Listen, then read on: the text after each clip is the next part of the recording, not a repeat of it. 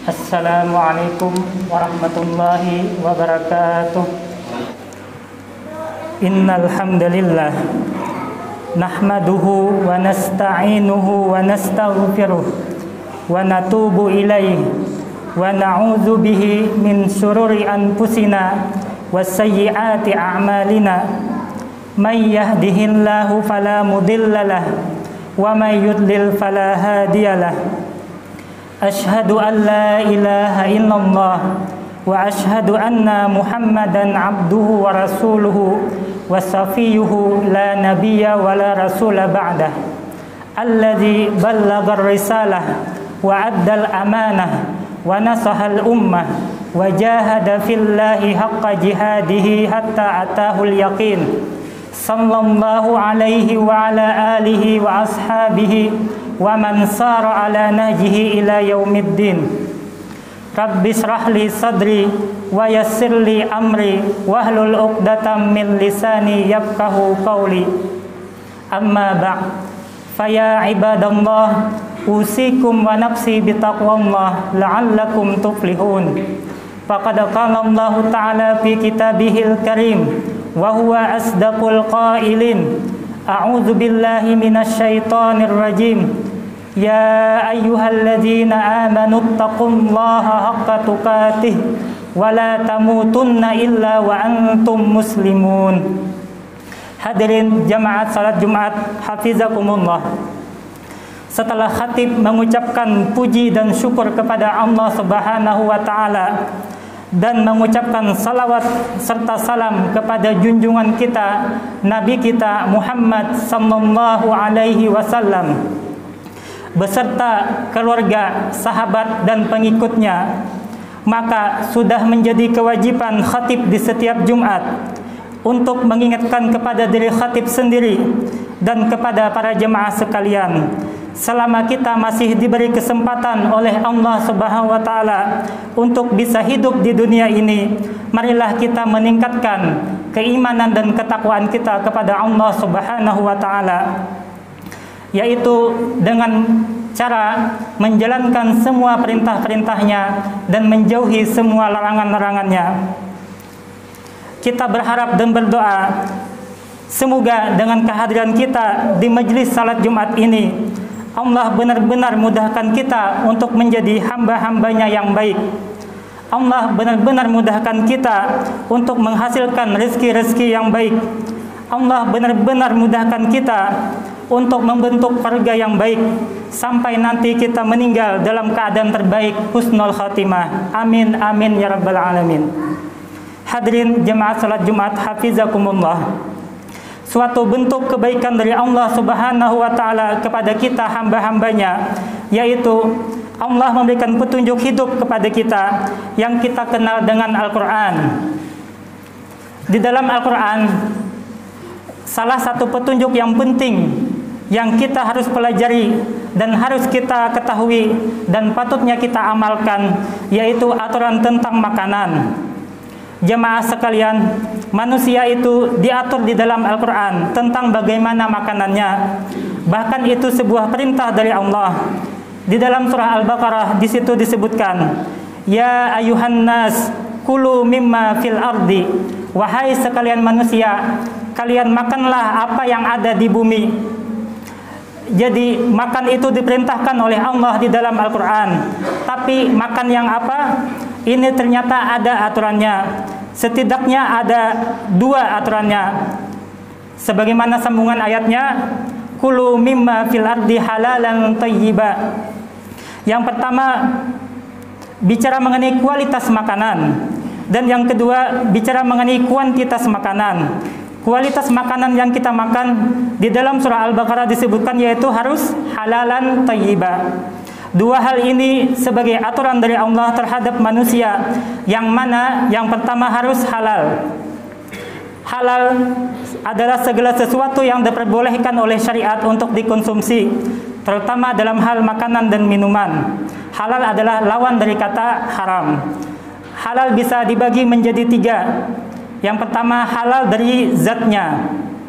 Makanan yang halal menurut zatnya adalah makanan yang dari dasarnya memang halal untuk dikonsumsi. dan telah ditetapkan kehalalannya dalam Al-Quran dan Al-Hadis. Bukan makanan yang haram seperti daging babi, darah dan lain sebagainya. Yang kedua, halal dari cara memperolehnya, yaitu makanan yang diperoleh dengan cara yang baik dan sah. Makanan akan menjadi haram apabila cara memperolehnya dengan jalan yang batil, dengan jalan yang tidak benar, tidak sesuai dengan aturan syariat Islam, karena itu bisa merugikan orang lain. Seperti makanan yang didapat dari hasil mencuri, merampok, korupsi, dan lain sebagainya. Yang ketiga, halal dari cara pengolahannya, yaitu makanan yang semula halal akan menjadi haram apabila cara pengolahannya tidak sesuai dengan syariat agama. Banyak sekali makanan yang asalnya halal, tetapi karena pengolahannya yang tidak benar menyebabkan makanan itu menjadi haram. Seperti buah anggur misalnya, yang hukum asalnya adalah halal. Namun ketika diolah menjadi minuman keras, maka dia menjadi haram. Hadirin jemaah salat Jumat rahimakumullah. Makanan haram itu selain membawa mudarat di dunia, di akhirat kelak kita akan diminta pertanggungjawabannya. Namun makanan halal saja belum cukup, tapi harus juga thayyib. Jemaah sekalian, kata thayyib biasanya di dalam bahasa kita diartikan dengan kata baik. Meskipun baik itu dalam bahasa Arab kadang-kadang disebut dengan hasan, kadang-kadang disebut dengan khair, kadang-kadang disebut dengan ma'ruf, kadang-kadang disebut dengan birrun, dan kadang-kadang disebut dengan soleh. Itu semua bisa diartikan dengan kata baik di dalam bahasa kita. Namun kata thayyib dalam surah Al-Baqarah tadi sebenarnya maknanya yang pas adalah sesuatu yang melegakan hati atau lawan dari mudarat atau membahayakan. Jadi jemaah sekalian, makanan yang kita makan diperintahkan oleh Allah.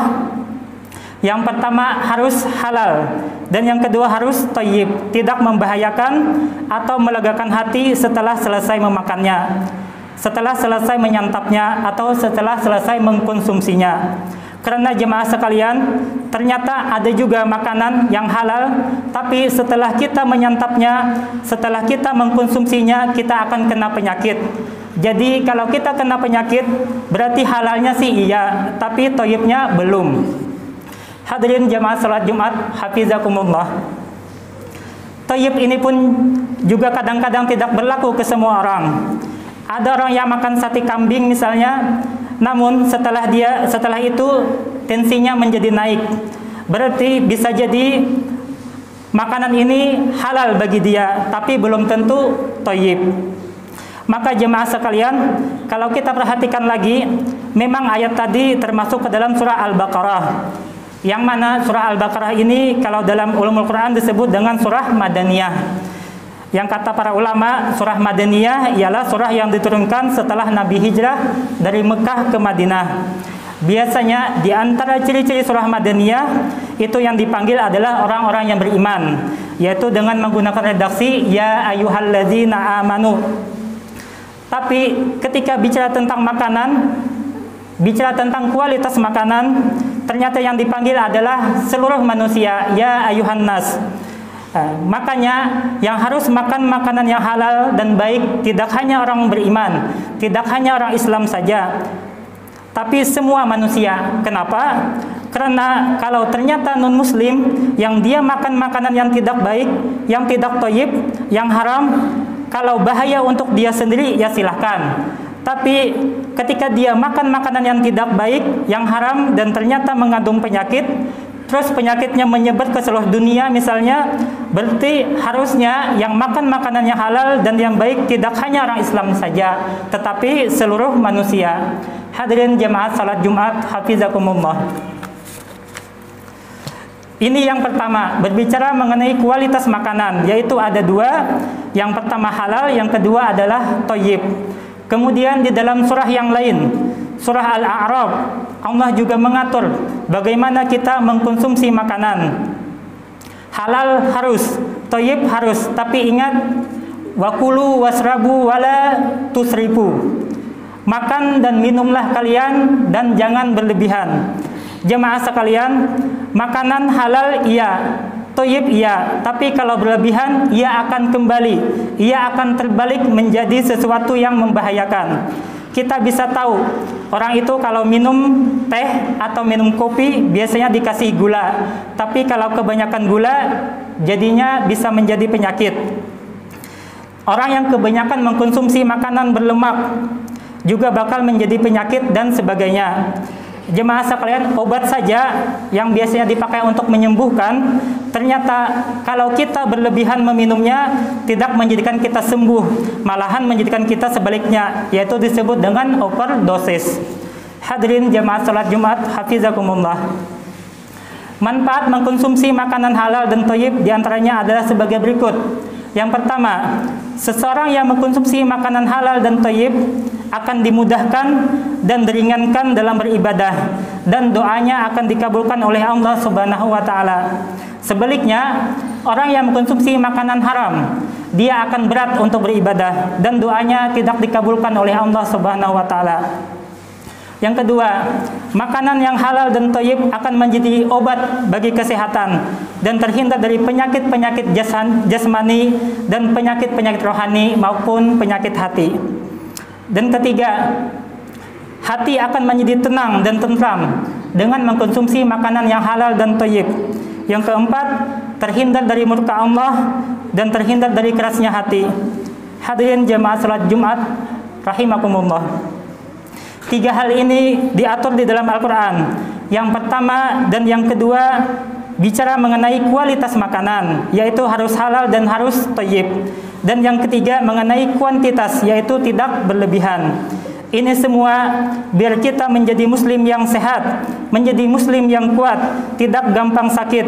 Dengan kesehatan dan kekuatan, insya Allah kita gunakan dalam rangka beribadah kepada Allah Subhanahu wa taala.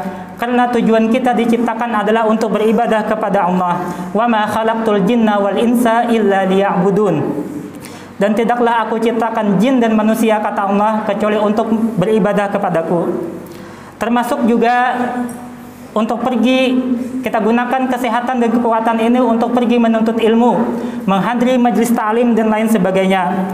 Insya Allah kita gunakan sisa umur kita dalam rangka kebaikan. Kita memohon, kita meminta kepada Allah, semoga Allah mengampuni dosa-dosa kita, semoga Allah mengampuni dosa-dosa orang tercinta kita, sehingga kita di dunia mendapat kebaikan dan di akhirat dikumpulkan di tempat terbaik, yaitu di surganya Allah Subhanahu wa taala. Amin ya rabbal alamin. Aqulu qauli hadza wa astaghfirullah li wa lakum wa lisairil muslimina min kulli dzanbin fastaghfiruhu innahu huwal ghafurur rahim.